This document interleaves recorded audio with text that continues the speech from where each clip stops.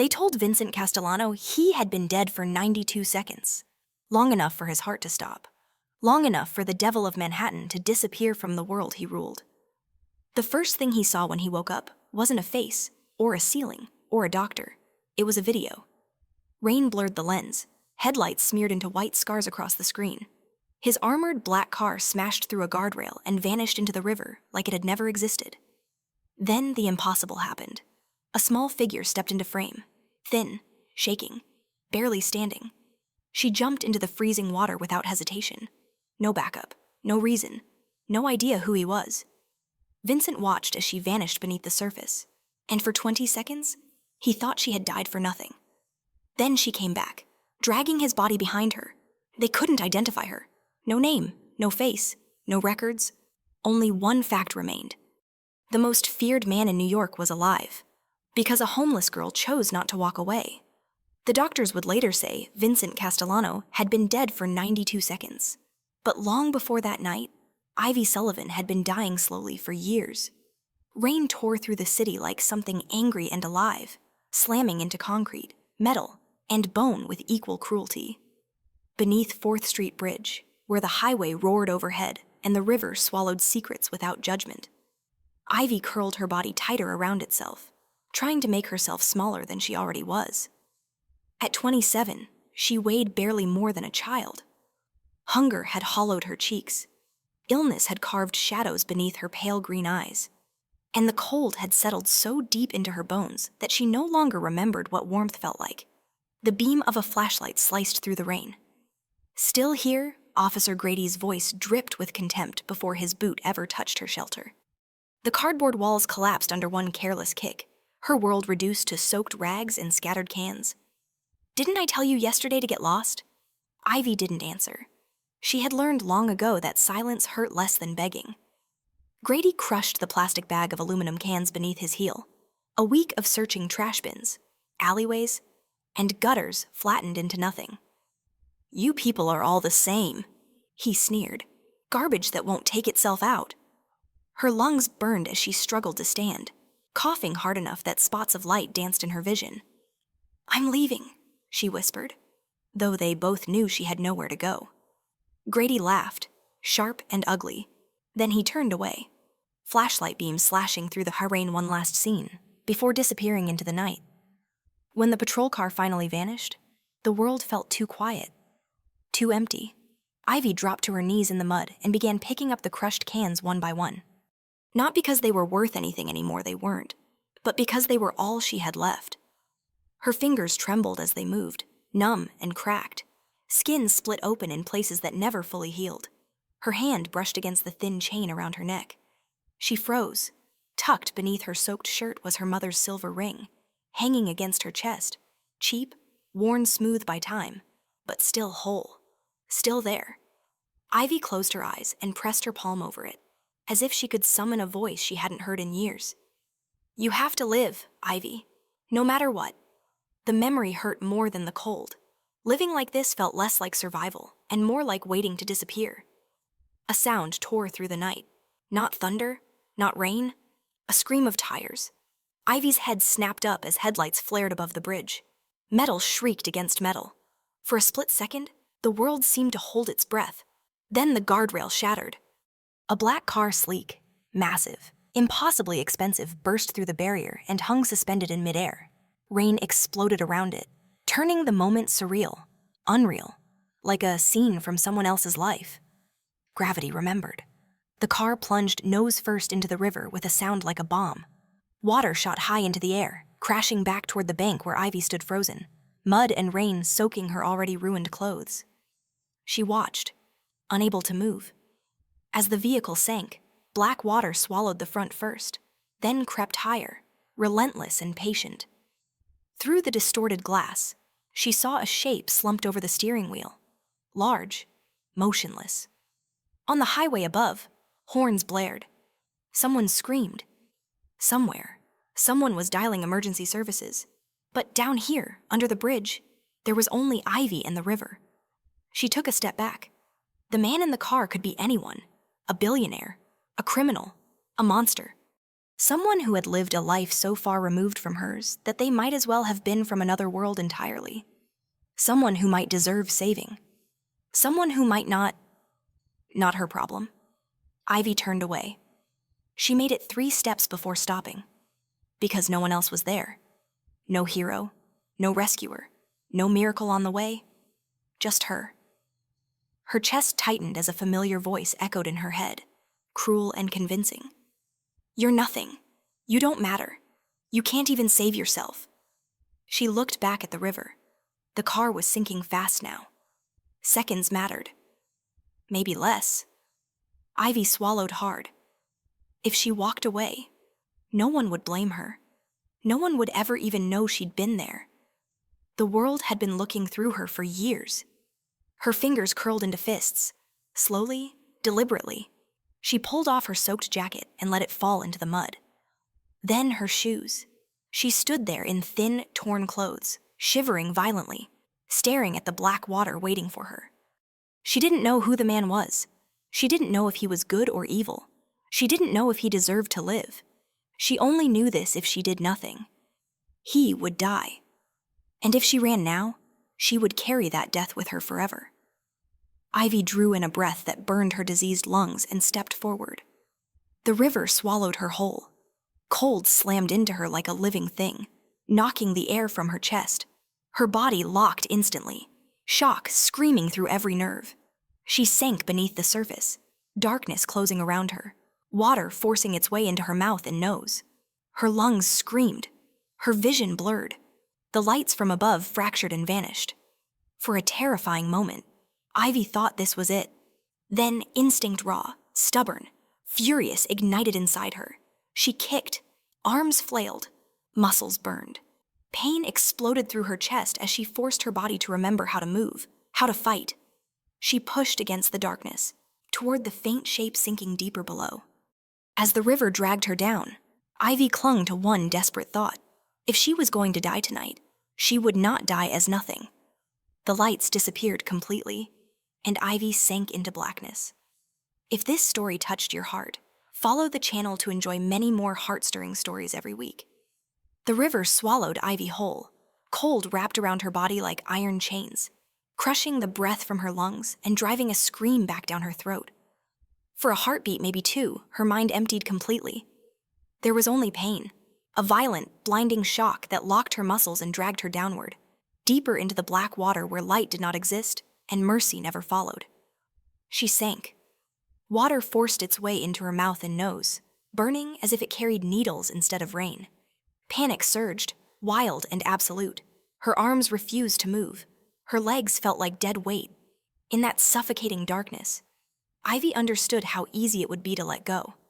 How natural it would be to stop fighting and let the river take her the rest of the way. This is how it ends, a voice whispered inside her. Not with hunger, not with sickness, just quietly erased. Then something sparked. A memory surfaced through the cold, fragile but stubborn. A public pool on a summer afternoon, sunlight dancing on blue water. Her mother's hands steady on her back as she learned how to float, how to trust her body instead of fearing it. You're stronger than you think. Ivy, her mother had said, smiling like the world was kind. You always have been. The thought burned hotter than the freezing river. Ivy's body jolted as instinct roared back to life. Her arms flailed, slicing through the water in panicked, uneven strokes. Her legs kicked hard, aching with effort as she forced them to obey. Her lungs screamed for air, spasming violently, but she pushed forward anyway, chasing the vague shape sinking ahead of her. The car loomed into view like a black beast being dragged into the depths. Its headlights had died. Its surface was slick and alien beneath her fingertips. She collided with it clumsily, fingers scraping against cold metal as the current tugged at her, trying to pull her away like discarded debris. No, she thought fiercely, though no sound escaped her. Not tonight. She clawed her way along the side of the vehicle until she found the driver's door. Through the glass, she saw him clearly for the first time. The man inside was massive, his broad shoulders slumped forward, head resting against a deflated airbag. Blood drifted from a cut on his forehead, blooming dark in the water like ink. He was terrifying in his size, even unconscious, a presence that seemed too large for the small space trapping him. Locked. Of course it was locked. Ivy's lungs burned like fire. Spots danced in her vision as the pressure in her chest built unbearably. She yanked at the handle again, uselessly, panic clawing up her throat. 30 seconds. Maybe less. She would drown here if she didn't act now. Her gaze darted around in desperation until she saw a broken chunk of concrete from the bridge pillar, half buried in silt on the riverbed. She kicked toward it, ignoring the pain ripping through her limbs, and grabbed hold with numb fingers that barely responded. The weight was monstrous, far heavier than anything she should have been able to lift. But Ivy had dragged heavier things through life before. She raised the concrete and slammed it against the window. Once. Nothing. Again. Cracks spiderwebbed across the glass. Her vision blurred as her lungs convulsed, begging her to surface, to breathe. One more. With every shred of strength left in her failing body, Ivy struck again. The glass exploded inward. Shards sliced her arms and shoulders as water rushed into the car, equalizing the pressure in a violent surge. Ivy dropped the concrete and shoved herself through the shattered frame. She wrapped her hands around the man's collar, fingers slipping against expensive fabric, and pulled. He didn't move. He was impossibly heavy, his body dead weight in the water. Ivy's muscles screamed in protest as she kicked hard, dragging him inch by inch out of the car and into the open river. Darkness pressed in from all sides. Her vision narrowed to a tunnel of flickering light.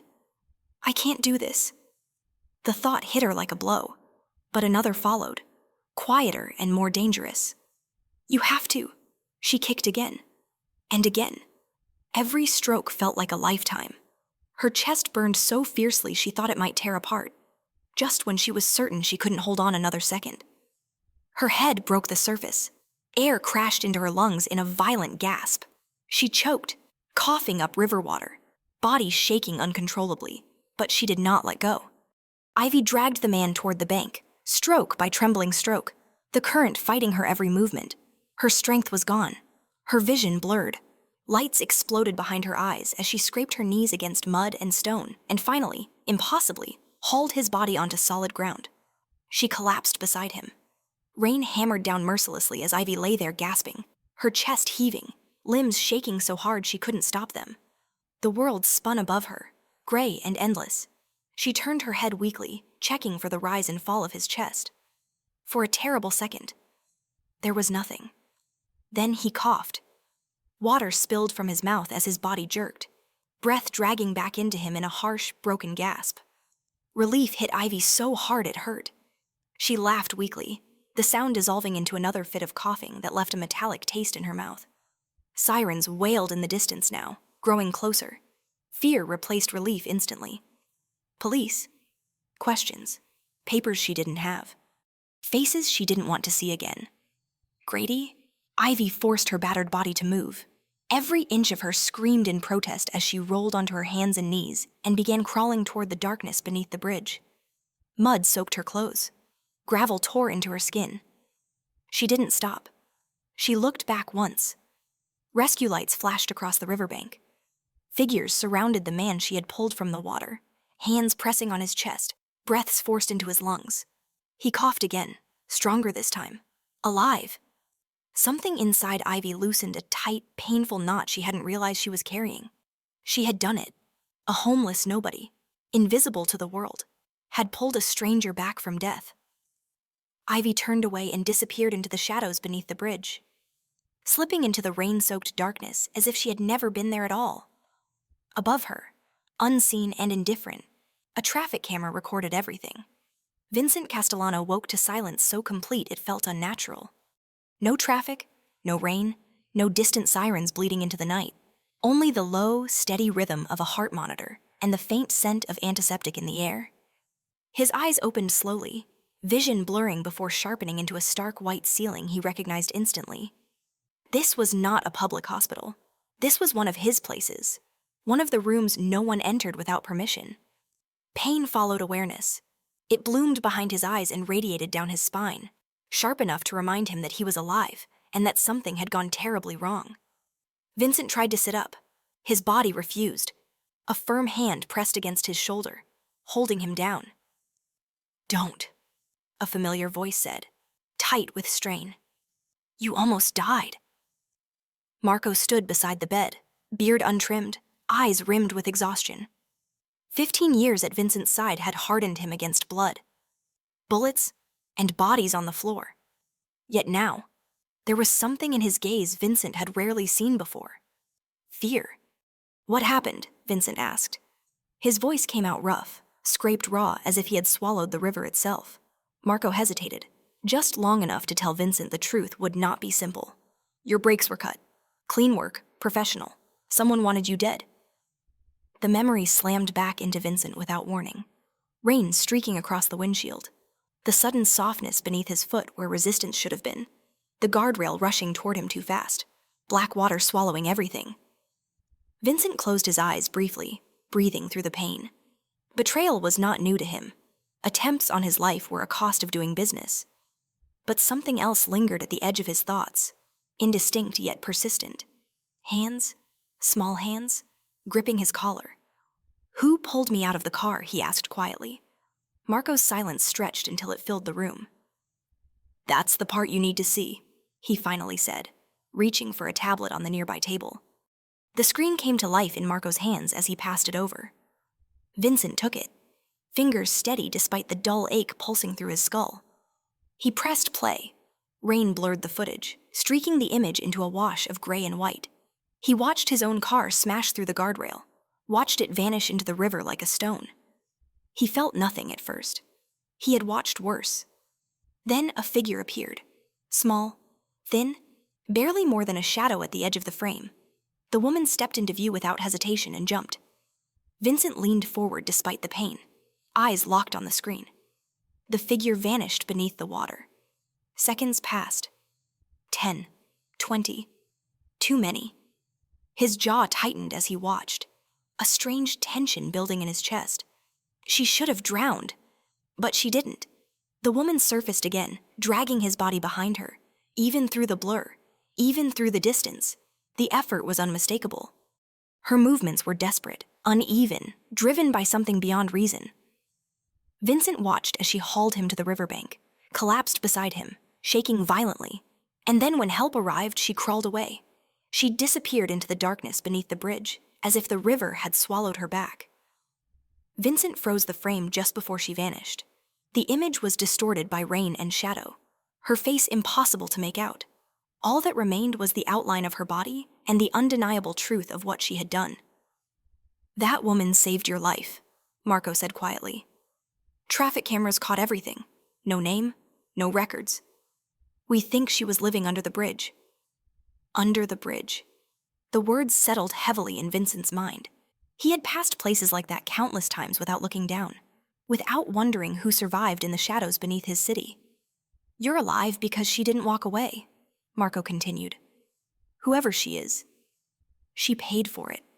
Our people searched the area after, found traces of blood. She was hurt. Badly." Vincent stared at the frozen image, something tightening behind his ribs. A stranger had pulled him from death without knowing who he was, without expecting anything in return. That fact alone unsettled him more than the assassination attempt, because everything in Vincent Castellano's world came with a price. "Find her," he said at last. Marco straightened. "We're trying, but I don't care how," Vincent interrupted, voice low and cold once more, steel sliding back into place. "Turn the city upside down if you have to. I want her found. Outside that pristine room." The city continued breathing, unaware that the man it feared had nearly vanished from it forever. Orders rippled outward from Vincent's bed like shockwaves. Men moved, doors opened. Questions were asked in places no one official ever visited. 3 days passed. 72 hours of searching alleyways, shelters, abandoned buildings, and forgotten corners of the city.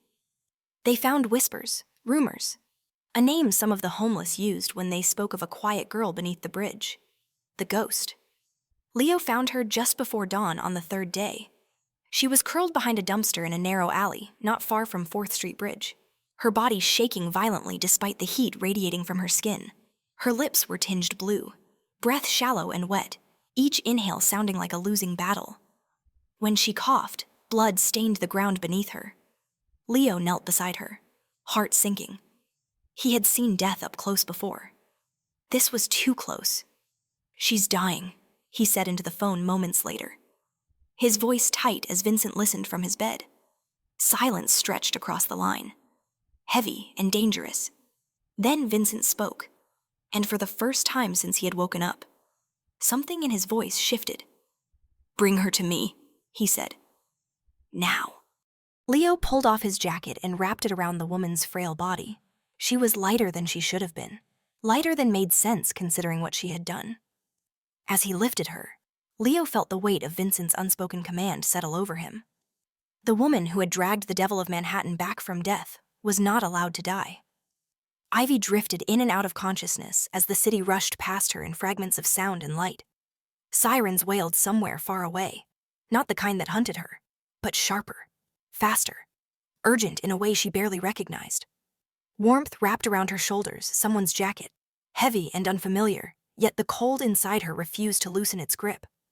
Her chest burned with every breath, a deep, tearing pain that made breathing feel like a mistake her body kept repeating. She tried to open her eyes. Darkness pushed back. Hands held her steady as she was lifted, carried, placed somewhere softer than concrete. The motion sent a violent cough ripping through her lungs. Blood rose into her mouth, metallic and bitter. She turned her head weakly, instinctively trying not to stain whatever surface she was on, even now apologizing to a world that had never apologized to her. "Easy," a low voice said, calm but tense. "Don't fight it." Ivy didn't have the strength to fight anything. Her mind slipped again, sinking into fevered half-dreams where the river returned, cold and endless, pulling at her ankles. Faces blurred into one another, her mother's smile dissolving into the sneer of a man in uniform, then vanishing altogether. She was floating, falling, trapped somewhere between breath and silence. When she surfaced again, the air felt different, clean. The scent startled her more than the quiet. No rot, no damp concrete, no exhaust fumes or garbage or rain-soaked cardboard. The smell of antiseptic and something faintly herbal replaced them, sharp enough to cut through the fog in her head. Her body lay on a bed, not the kind she remembered from shelters or abandoned buildings. This one was wide, impossibly soft, swallowing her weight as if she were nothing at all. Warmth pressed against her from every side, heavy blankets pinning her down, trapping her in comfort she didn't trust. Panic fluttered weakly in her chest. Ivy forced her eyes open. Light greeted her, not harsh, not blinding, but steady and controlled. The ceiling above her was smooth and white, unmarked by cracks or stains. Machines hummed quietly nearby, their soft beeping steady and reassuring in a way that felt alien. "Where am I?" She tried to move. Her arms refused. A sharp pull at her hand made her look down and realize an IV line was taped to her skin. Her breath hitched, turning into another cough that left her shaking. "She's awake." The voice came from somewhere beyond her vision. Calm, observant, male. Ivy's heart rate spiked, the monitor responding instantly, its rhythm quickening in protest. Her gaze darted toward the sound, fear sharpening her senses despite the fever dragging her down. A man stood at the foot of the bed, dressed in dark clothes that fit him too perfectly to be accidental.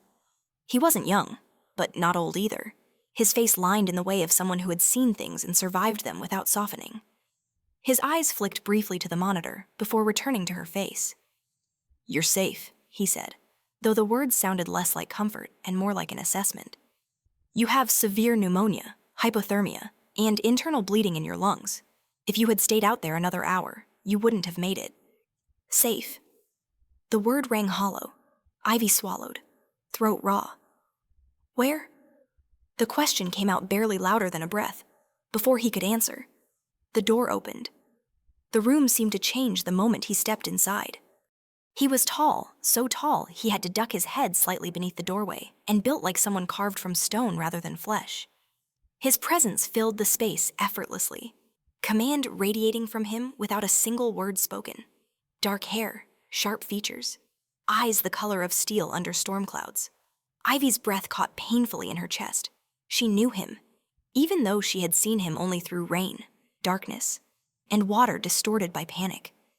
She recognized him instantly, the weight of his body as she dragged him, the impossible breadth of his shoulders, the face that had hovered at the edge of her vision as she fought the river, the man from the car, alive, standing at the foot of her bed, her heart hammered violently, fear flooding her system with renewed force. She tried to pull away, to sit up, but pain tore through her chest and forced a broken gasp from her lips. "Don't," the man said quietly. His voice was low, roughened by injury and something deeper, something controlled. He didn't move closer, didn't reach for her. He simply stood there, watching her with an intensity that made Ivy feel exposed despite the blankets covering her. "You jumped into the river," he continued. "You pulled me out." Ivy's fingers curled weakly into the sheets. Her gaze flicked to the door, then back to him, calculating distances she couldn't cross in her condition. "I didn't," she started, then stopped. Denial felt pointless. The man drew a chair closer and sat, keeping a careful distance between them. Up close, the faint scar cutting across his cheekbone became visible, a reminder that violence had brushed past him before and failed to take him. "My name is Vincent Castellano," he said. The name meant nothing to her. Titles, power, fear, none of it reached the world beneath the bridge. All she understood was that this man did not belong to her reality. "I didn't save you for this," Ivy whispered, the words tearing out of her. "I don't want anything." Something shifted in his eyes then. Not anger, not amusement. Surprise. "You didn't ask for money," Vincent said slowly. "Or protection. Or favors. Her voice cracked. "I just didn't want you to die." Silence stretched between them, thick and heavy. Vincent leaned back slightly, studying her as if she were a problem without a solution, a variable his world had not prepared him for. Outside the room, men moved quietly, security tightening, doors locking, orders flowing without his needing to speak them aloud. The city bent around his will as it always had. But here, in this room, that power felt strangely distant. "You're here because you collapsed in an alley 3 blocks from the bridge," Vincent said at last. "My people found you. You were close to death." Ivy closed her eyes, exhaustion dragging at her again. "Then let me go," she murmured. "Please." Vincent watched her chest rise and fall, each breath a fragile victory. He saw the bruises, the cuts, the thinness of her arms beneath the blankets. "No," he said quietly. The word carried finality, not as a threat, not as a command, as a decision. Ivy's eyes fluttered open again, confusion and fear tangled together. "Why?" "Because you saved my life." The obvious answer rose to his lips. But it wasn't the truth. Vincent didn't speak it aloud, but he felt it settle deep in his chest, heavy and unfamiliar. "Because you walked into death without knowing who I was. And somehow, that made you dangerous."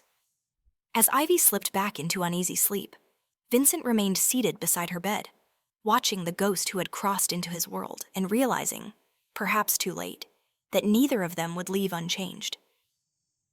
Ivy woke to warmth again, and this time it didn't frighten her. It confused her. The fever had loosened its grip, retreating just enough to let clarity seep back into her thoughts. Her chest still ached with every breath, but the pain was no longer sharp enough to steal the air from her lungs. Instead, it lingered deep, constant, reminding her that she was alive when she shouldn't have been. She lay still, listening.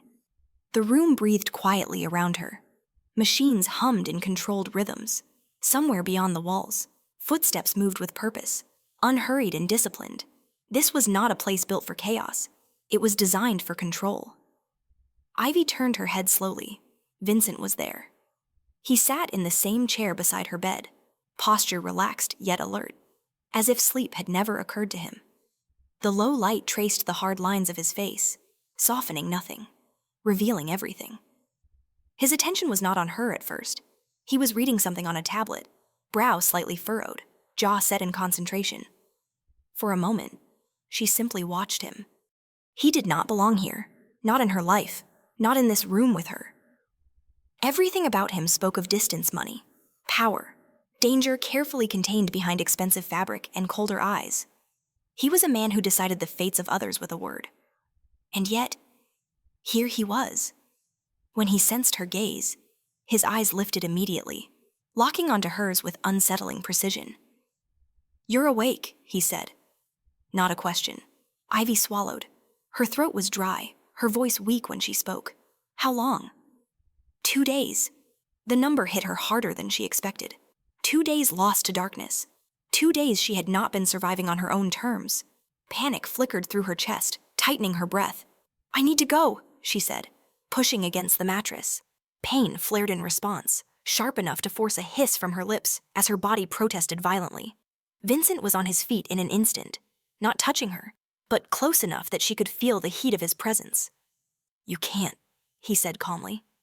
"Not yet. Please," Ivy whispered, frustration edging into fear. "I don't belong here." "No," Vincent agreed quietly. "You don't—" The admission startled her. She looked up at him, searching his face for mockery or cruelty, and finding neither. Only a kind of measured certainty that made her feel small in a way she hadn't felt under the bridge. "Then, let me leave," she said. "I didn't save you to be trapped." Something tightened in Vincent's expression, not anger, but something closer to restraint. He stepped back and returned to the chair, as if putting distance between them was necessary for both their sakes. "You're here because your lungs nearly failed," he said. "Because your body was shutting down. Because if my people hadn't found you when they did, you would be dead." Ivy turned her face away, shame rising hot and unwelcome. "Then you saved me," she murmured. "We're even." Vincent was silent for a moment. "No," he said at last. "We're not." The words settled heavily in the air between them. He leaned forward slightly, forearms resting on his knees, gaze steady. "You didn't hesitate." He continued. "You didn't ask who I was. You didn't calculate what you'd gain. You jumped into a river that should have killed you because someone was dying." Ivy's fingers tightened in the sheets. Anyone would have done the same. Vincent's mouth curved faintly, humorless. No, they wouldn't. The truth of it rang uncomfortably loud. Ivy had seen people walk past worse things without slowing down. She had been invisible long enough to know how rare that kind of choice truly was. "I don't want your gratitude," she said quietly. "Or your money. Or whatever this is." "I know," Vincent replied. "That's the problem." He stood again, turning toward the window that overlooked a city Ivy barely recognized from this height. The skyline glowed in controlled brilliance, every light a testament to order, wealth, and power. His city, his world, you don't ask for anything, he continued. "And yet you cost me everything." She frowned. "I don't understand." Vincent exhaled slowly. "Someone tried to kill me. They failed. Because of you." He turned back to face her, eyes dark. "That makes you a variable in a system that does not tolerate uncertainty." Fear crawled up Ivy's spine. "I don't want to be part of that. I didn't want to owe my life to a ghost," he said evenly. "Yet here we are." The words should have sounded cruel. Instead, they carried something heavier, something bound by obligation rather than malice. "You will stay," Vincent said, not as a threat, but as fact. "Until you are well. Until I know you're safe." And then Ivy asked softly. Vincent hesitated. The pause was brief, but Ivy caught it, and in that fraction of a second, she saw the truth. He did not know the answer. "You'll decide," he said finally. The honesty of it unsettled her more than a lie would have. Ivy closed her eyes, exhaustion pulling her under once more. She felt trapped, suspended between gratitude and fear, between a past she couldn't return to and a future she didn't recognize. As sleep claimed her again, she sensed Vincent's presence beside her, unmoving. He watched the steady rise and fall of her chest, the fragile proof of life that had been dragged back from the edge. For the first time in many years, Vincent Castellano found himself guarding something not because it was his, but because it had chosen him first. And that realization was far more dangerous than any enemy waiting in the shadows. Ivy recovered slowly, as if her body were relearning how to exist in a place that had never been meant for her. Days blurred together in the quiet room, marked only by the steady rhythm of machines and the careful footsteps of people who entered without asking questions. Doctors spoke to her in calm, distant voices, explaining things she barely listened to: lungs healing, fever breaking, rest required. They treated her gently, almost reverently, as if she were something fragile and rare. That frightened her more than the pain ever had. Under the bridge, no one had expected her to last. Here, everyone seemed determined to keep her alive. Ivy spent hours staring out the window, watching a city she didn't recognize. From this height, New York looked polished and orderly, all glass and light and quiet power. She wondered how many people down there walked past places like 4th Street Bridge every day without knowing or caring who slept beneath it. She wondered how easily she could disappear again. The answer came sooner than she expected. The first time she tried to leave, it was nearly dawn. The city outside was pale and muted, the hour when shadows felt thinner and escape seemed possible. Ivy moved slowly, dressing in borrowed clothes that didn't feel like hers. Soft fabric, clean, too nice. She hated the way it erased her, even temporarily. She reached the door before the pain stopped her. Not physical pain fear. The handle felt heavier than it should have, as if the room itself were holding her back. Ivy hesitated, then forced it open. 2 men stood just outside, not guards in uniform, not overtly threatening. They looked like ordinary men, too alert, too still. "Miss," one of them said politely, "you shouldn't be up." Ivy's chest tightened. "I'm leaving." The man smiled faintly, apologetic. "You can't." She didn't argue. She closed the door quietly and sank back onto the bed, heart racing. Vincent said nothing when he came to see her later, but she knew he knew. "You don't trust me," Ivy said finally, breaking the silence between them. Vincent stood near the window, hands clasped behind his back, gaze fixed on the city. "Trust has nothing to do with this." "Then what does?" she asked. He turned, studying her with that same unsettling intensity. "Survival." The word landed harder than she expected. "You think I'm safer here," Ivy said. "But this place feels like a cage." Vincent's expression didn't change. "Cages are built to keep things from getting hurt, or to keep them from escaping," she replied quietly. Something flickered across his face, acknowledgement, perhaps, or guilt. He didn't deny it. As days passed, Ivy began to notice the invisible rules of Vincent's world. Doors opened before him without a word. Conversations stopped when he entered rooms. People deferred instinctively, fear and respect woven so tightly together they were indistinguishable. This was a man who did not ask permission. And yet, with her, he never raised his voice, never touched her without warning, never forced answers she refused to give. That contradiction unsettled her. "You don't look at me the way they do," Ivy said one evening, when he stayed longer than usual, "like I owe you something." Vincent met her gaze steadily. "You don't..." The answer felt too simple, too dangerous, outside those walls. However, the city had not forgotten her. Grady remembered the girl under the bridge. The report crossed his desk 2 nights later, buried beneath paperwork no one expected him to read.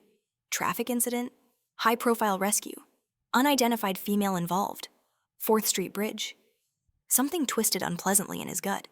He had seen her there that night, had torn apart her shelter, had crushed the cans she'd collected like they were nothing. The idea that she had been involved in something so public, so important, made his jaw tighten. Grady started asking questions, quiet ones, the kind that didn't leave a trail. Vincent learned of it the same way he learned everything, through whispers before they became problems. "Someone from the precinct has been digging," Marco said. "An officer named Grady claims he's looking into the accident." Vincent's eyes hardened. "He's looking for her." "Yes." Vincent didn't hesitate. "Keep him away." Marco paused. That might draw attention. Vincent's voice dropped, cold and final. "Then make sure he never connects her to this place." The order hung in the air, heavy with unspoken consequences. That night, Ivy dreamed of the bridge again. She stood beneath it, rain soaking her skin, the river roaring nearby. But this time, when she turned to leave, she found the path blocked. Walls rose where the street should have been, doors locked behind her. No matter how she moved, the shadows followed. She woke gasping, heart racing, the echo of running water still in her ears. Vincent was there before she realized she'd called his name. "You're safe," he said, low and steady. Ivy shook her head, tears burning her eyes. "I don't know where I belong anymore." The honesty in her voice cracked something open between them. Vincent knelt beside the bed, close enough now that she could see the faint lines of exhaustion around his eyes. "You don't belong under a bridge," he said simply. "And I don't belong here," she whispered back. Silence stretched, thick with truths neither of them wanted to face. "You saved my life," Vincent said at last. "That choice can't be undone. It ties you to a world you never asked for." Ivy looked at him, really looked at him, and saw something beneath the power and control. A man standing at the edge of something unfamiliar. Something human. "I didn't choose your world," she said softly.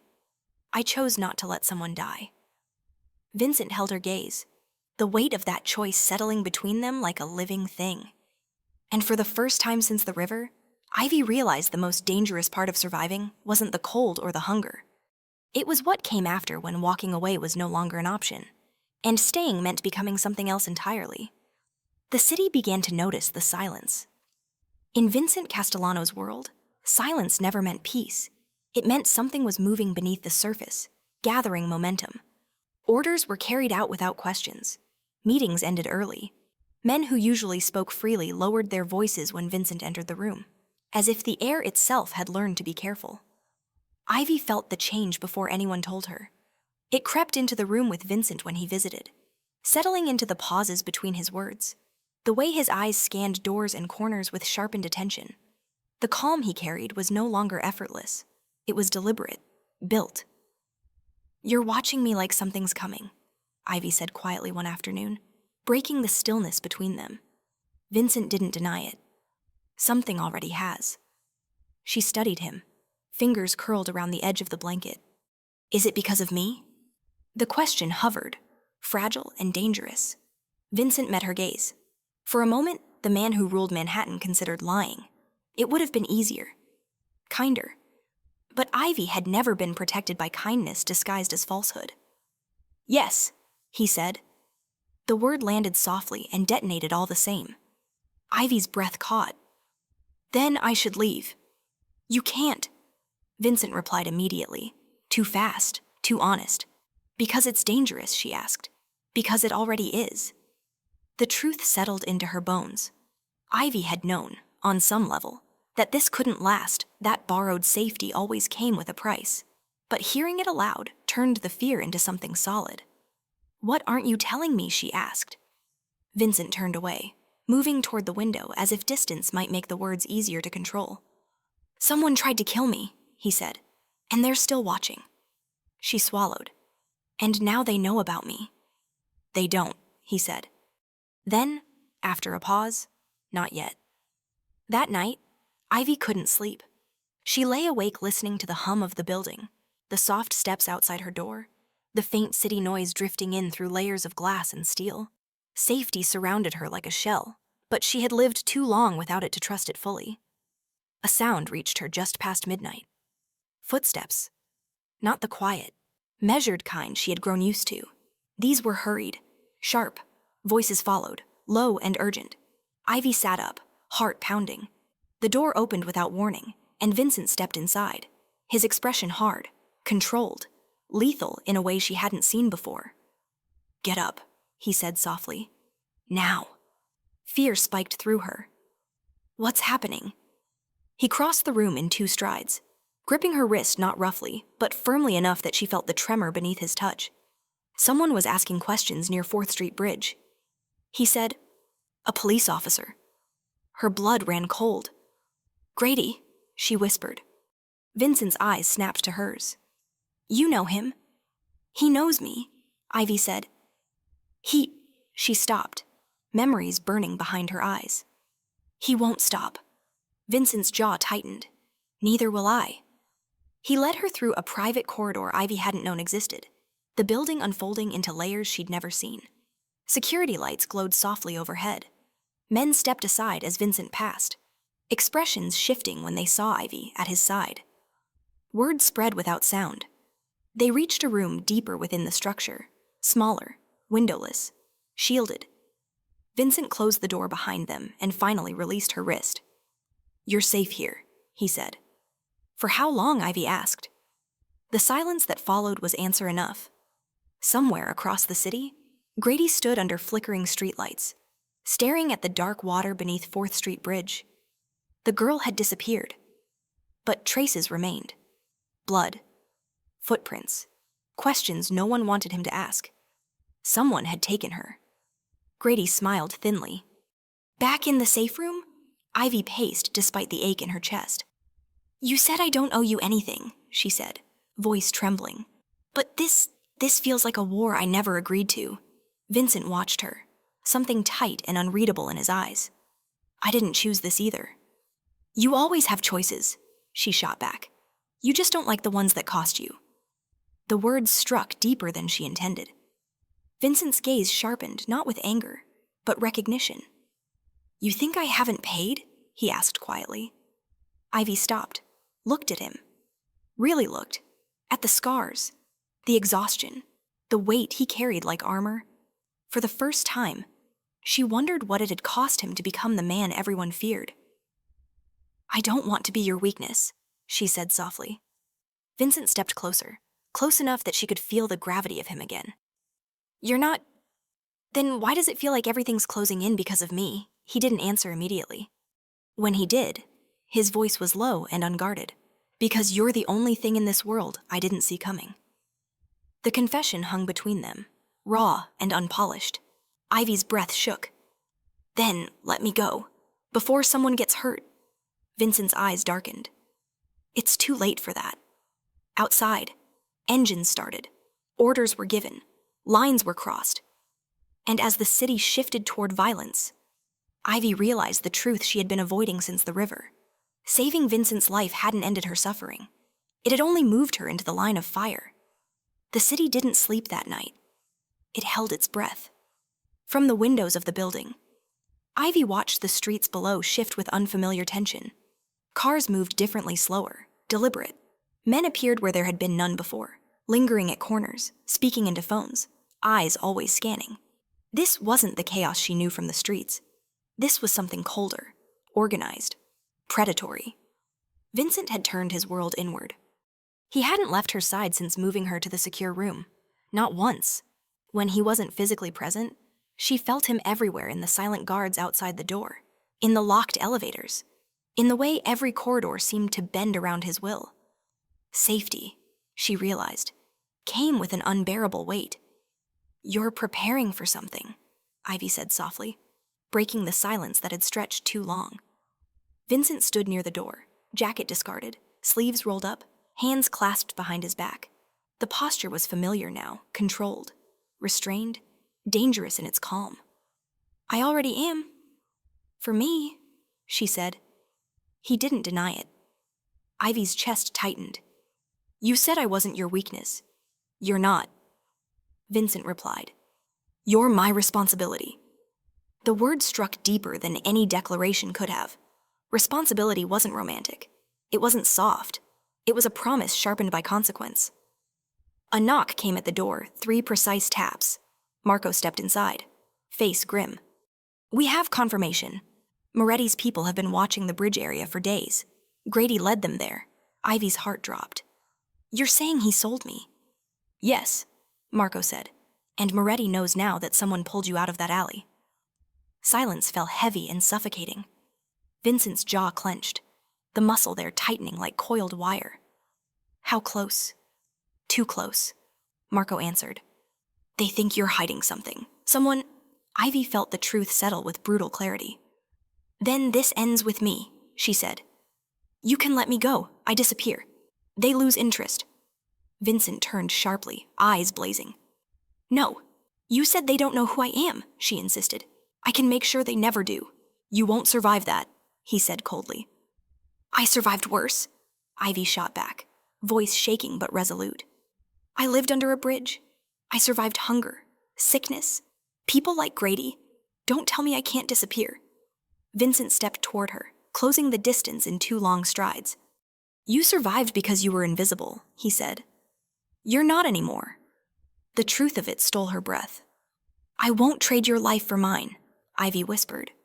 Vincent's expression hardened, something dark and final settling into place. This stopped being a trade the moment you pulled me from the river. He turned to Marco. Find Grady. Marco hesitated. Public or private, Vincent didn't look away from Ivy when he answered. Permanent. The word echoed through the room, heavy with meaning. Ivy flinched. You can't do that because of me, she said, fear threading through her voice. I don't want blood on my hands. Vincent's gaze softened not much, but enough that she noticed. You don't have any, he said quietly. You chose life. They chose differently. That night, Ivy learned what it meant when the Devil of Manhattan decided something mattered. The city answered Vincent's call in whispers and shadows. Moretti's operations stalled. Safe houses went dark. Men disappeared without noise or spectacle. Fear rippled outward, subtle but unmistakable, the kind that made even powerful men double-check locks and sleep with lights on. Ivy heard none of it directly, but she felt it. In the tension that never eased, in the way Vincent's attention never wavered, in the quiet moments when she caught him watching her not like an asset, not like a liability, but like something fragile he was determined not to break. Why are you doing this? She asked him late that night, when exhaustion finally dulled the edge of fear. I didn't ask you to burn your world for me. Vincent sat across from her, elbows resting on his knees, eyes fixed on hers. I'm not burning it, he said. I'm protecting what's inside it. Her throat tightened. I don't belong there. Belonging is overrated, he replied. Staying alive isn't outside. Rain began again, soft at first, then heavier. Ivy watched it trace paths down the glass, each drop catching light before disappearing. The river came back to her in memory cold, relentless, unforgiving. She had jumped into it without knowing who Vincent was. Now she knew exactly who he was. And still, something inside her refused to regret that choice. You scare me, Ivy admitted quietly. Vincent didn't flinch. You should. And yet, she continued, voice barely above a whisper. I feel safer with you than I ever did alone. The confession hung between them, fragile and dangerous. Vincent stood, crossing the space until he was close enough that she could feel the heat of him again. He didn't touch her. He didn't need to. I will end this, he said. Moretti? Grady? Anyone who thinks you're a door into my life? Ivy looked up at him, heart pounding. And when it's over, Vincent's gaze searched her face, something unspoken flickering there. Then you choose? Outside, thunder rolled across the city, deep and ominous. And Ivy realized, with a clarity that left her breathless, that Vincent Castellano wasn't fighting because he owed her. He was fighting because he had already decided losing her was not an option. The night Vincent chose to end the war, the city felt unusually still. Not peaceful, never that, but alert, as if every street and shadow understood that something final was about to happen. Ivy sensed it long before anyone spoke. It lived in the way Vincent's presence sharpened, in the silence that followed his footsteps, in the careful restraint that wrapped around him like a second skin. She found him alone in the private study just before midnight. The room was dark except for the low glow of the city outside the windows. Vincent stood with his back to her, jacket draped over a chair, sleeves rolled up, hands resting against the glass as he looked down at the world he controlled. He didn't turn when she entered. He already knew she was there. You're leaving tonight, Ivy said softly. Vincent exhaled, slow and measured. Yes. Her chest tightened. And you won't tell me where you're going? No. She stepped closer, the echo of her bare feet against polished stone loud in the quiet. Then tell me why it feels like goodbye. That made him turn. For a moment, the mask slipped. Not entirely, but enough. Ivy saw the weight known only to men who understood that choices always demanded blood, and sometimes, pieces of themselves. This ends tonight, Vincent said. Moretti. The men he's hiding behind. Grady? Ivy's breath caught at the last name. What about him? Vincent's eyes darkened. He made his choice. She swallowed. She had hated Grady, feared him, remembered his boot crushing her cans like they were nothing. And yet, the thought of finality made something twist painfully in her chest. I don't want this to change you, Ivy said quietly. Vincent held her gaze. It already has. Silence stretched between them, thick with things neither of them could say without breaking something fragile. Ivy moved closer still, close enough now that she could feel the heat of him, the restrained tension beneath his calm exterior. If you walk out that door, she said, voice trembling, I don't know what comes back. Vincent didn't deny it. Instead, he reached into his pocket and drew out something small and unfamiliar. He placed it on the table between them. A phone. No tracking, he said. No men listening. One number. Mine? Ivy stared at it, stunned. You trust me with this. I trust you with my life, he replied. That's already been proven. The words settled deep, heavy with meaning. And if you don't come back, she asked. Vincent stepped closer, close enough that the space between them vanished. He lifted a hand, not touching her, but hovering there, as if he were restraining himself from something dangerous. Then you leave, he said quietly. No one stops you, no one follows. Her heart pounded painfully. You'd let me go? Yes. The answer was immediate, absolute. That frightened her more than possession ever could. Ivy looked up at him, seeing not the devil of Manhattan, but the man beneath the title, the one who had stared death in the face and come back changed by the hands that pulled him out. Promise me, she said, that you won't lose yourself tonight. Vincent's gaze softened in a way she had never seen before. I won't, he said. Not anymore. They stood there, suspended in the moment before everything shattered or healed. Ivy wanted to reach for him, to close the distance completely, but instinct held her back. This was not a night for confessions. It was a night for survival. Vincent turned toward the door, then stopped. He looked back at her once more, memorizing her face as if he understood something she didn't yet. If I don't come back by sunrise, he said, leave the city. Ivy shook her head. Don't say that. He smiled faintly. I need you to be stronger than hope.